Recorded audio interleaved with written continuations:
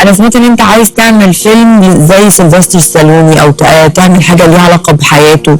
نفسي جدا اعمل زي افلام بتاعت سيلفستر، بحبها جدا من زمان، ونفسي في يوم من الايام اعمل دور زي فيلم رامبو 3 الجزء الثالث من رامبو. نفسي اعمل فيلم ده جدا. طب انا عندي بس سؤال بسيط، هو بالنسبه لفرق الاحجام والعضلات، يعني في عارف سيلفستر كان رامبو ايه؟ هو بقى في الجيم.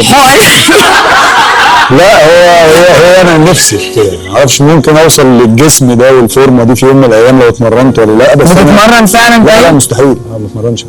بس انه ما بروحش الجيم مستحيل. ما بحبش الجيم خالص، ما بحبش العب حديد، بتخنق. كل مره اروح ادفع حق الشهر اللي المفروض اقعد فيه ما انت كده مش هتعمل دور رامبو.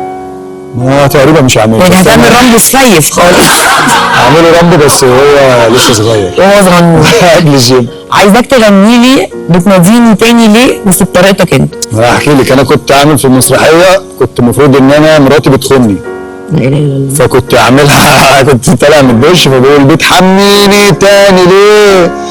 انت عاوزة مني ايه؟ ما انت خلاص حميتي غيري، ما انت خلاص حميتي غيري، روحي للي حميتيه.